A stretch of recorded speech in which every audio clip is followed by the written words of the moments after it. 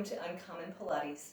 Today we're going to do, all of our movements are going to be based on trying to get up off the floor. So we're working on strength through our hips, our quads, and really finding that connection of down to get up so that you're not putting stress on the joints, but actually using your muscles to propel you off the ground.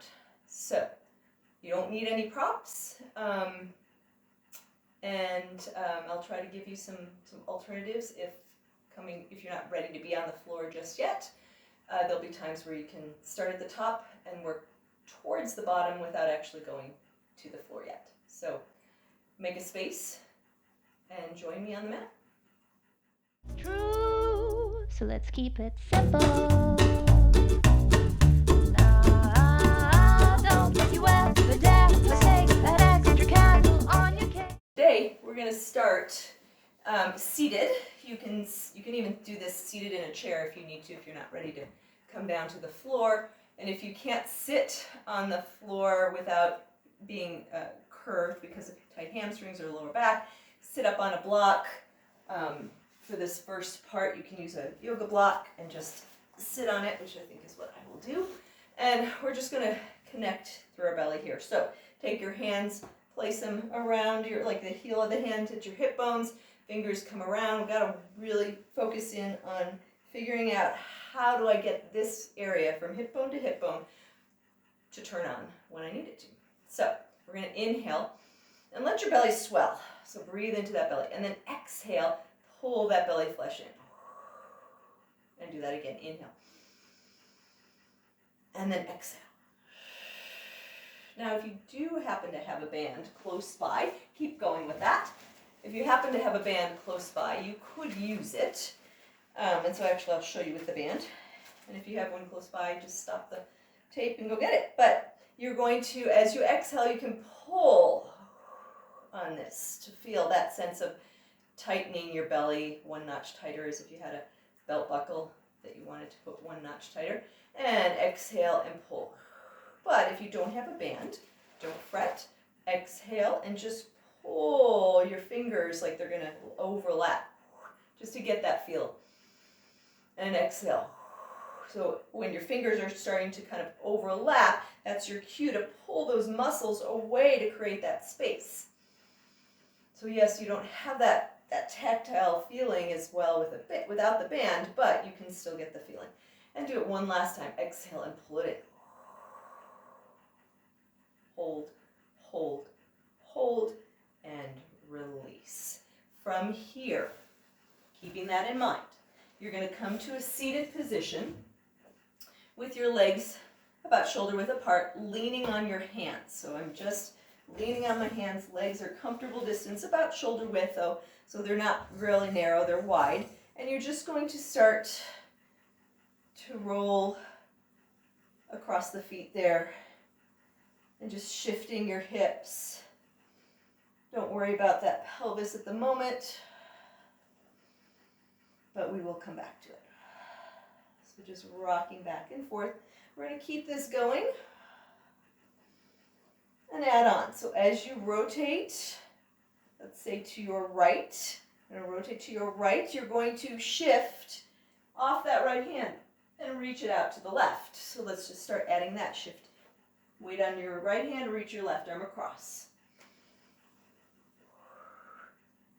So you're still rotating those legs, but then you're putting weight on that opposite hand and hip.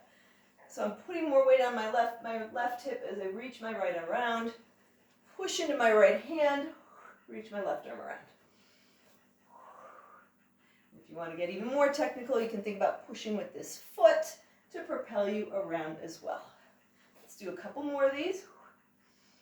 This is a great warm-up for anything, really. If you're getting ready to run, you can do this just to get that momentum going, rotating through your spine, through your pelvis. Now, from here, we're going to add on. I've moved a little bit, so if you've moved, you want to have a little bit of space. We're going to rotate to the right. I'm shifting my weight to the right arm and right hip, and I'm going to take this left leg across as if to lift, and then lower back down. So I'm bringing my back leg around and lifting my hip. If that's not doable, just go back to the other movement. We won't go full range yet. We'll add the full range from down to up when we start at the top. So just a little rotation, try to lift a hip, and one more, lift and come back. From here, you're gonna come onto all fours. Make sure your shoulders and wrists are aligned and get into a position where you feel these shoulder blades move down and your head is like a turtle that comes out of its shell. From here, we roll through our spine, press through our shins and our hands, exhale, find that deep connection, and then bring it back to kind of a flat back, and then exhale, scoop it under. Use the belly, push your back up to the ceiling, let that head tuck in, and then back to center. And again, start from the tail and curl, press through those shins, press through those hands. Use the muscles instead of hanging out on the joints. Curl, push away. Let's go for one more like this. Exhale and curl. Come back to neutral. Take your ribs to the left, up and around. So think of a jump rope now. We're going laterally. We were going forward and back. Now we're going side to side. Shift your ribs up and around. And you're still doing that curl into kind of an arch here through the middle, and then lift. Go for one more. And then reverse. Go to the other side. For me, it's my right. Ribs to the right. Lift them up and around to the left. Push away into the hands and the shins. Pull the belly in. Last one. And then come on back to center. Now from here, don't let yourself sag. Pull that belly in, find your flat back. And we're just going to do one more little prep here. Reach the opposite arm and leg. Come back to center. Reach the opposite arm and leg. If it's too much, you're having shoulder issues, just do a leg. Reach it back. That's an alternative. And then reach it back. You'll still get some work done. You'll still get some work out of it. Reach. Some benefit out of it. And reach. Make sure you bring your hand back underneath you. I think the biggest thing people do is their hand never quite gets back home, and then over time their shoulders end up at the ears. So reach. And reach. And reach. Is your back still able to hold a little serving tray? Hasn't spilled any of those teacups? Can you imagine that? When I'm getting ready to release my opposite arm and leg, I'm pulling in deeper and then reach. Pull in deeper, even though it's probably my belly is still in, I go that a little bit more. Make this your last one. Come back to the center, tuck your toes under. If you're able to, you'll sit back, and maybe that's enough. If you need more, walk back. If you still can do more, come all the way up to your feet. Then from here, you can just come up and meet us in standing. Otherwise, you're going to shift your weight back, and we'll roll up from here. Press down through your feet, relax the head, tuck your tail under. Let me walk back forward so you can see me. You're going to tuck your tail under, press through your feet, roll on up to standing. From here, you're going to step. Turn this so you can see better. So from here, we're going to start with a little step back. You can reach those arms forward and then return. Step back and return. Now, be really mindful. It's like you're going to imprint or press your foot into the mat. So you're going to reach it back and you're lowering your hips. Put that belt on and then come back. So let's do that a couple more times. Reach, just like you're doing it in slow motion, so you feel every connection, every stretch. And reach. Stretch, feel the opposition, the knee going forward, the heel going back, and then push onto that foot. Let's do one last time, and push onto that foot. From here, we're going to roll on down, all the way, and hands on the floor. If you need support, you can put them on a chair. You're going to take one leg back and get a nice little stretch. Or if you have blocks, you can put them there as well. Get a nice little stretch. You're going to shift your weight towards your front foot, towards the right foot, and then shift your weight back. Lean into it, and shift your weight back. Lean into it. And I'm going to have you exaggerate, if it's accessible to you, the knee over the toe. Now, we're not having a whole lot of weight bearing on that just yet, but getting that full range in the ankle is actually a little more healthy on the knee than just going to the toe. So you want to shift your weight back, then step your left leg in and switch. So reach that right leg back, find your lunge stretch here, then shift your weight forward, get some flexion in this ankle, and then shift your weight back. I'll take my hand away so you can see, shift and come back. I'm getting that knee tracking over the second toe, and I'm getting some weight into that foot. Push, back, push, back. One more. Step your right foot in and roll on up. From here, we're going down to the floor. You're going to step your left foot back and touch it down. Push through your right foot, come up. Step your right foot back. See if you can touch the knee down and up. Reach and come back up. So when you're taking the leg back, angle your body on the diagonal. So this is a good place to start.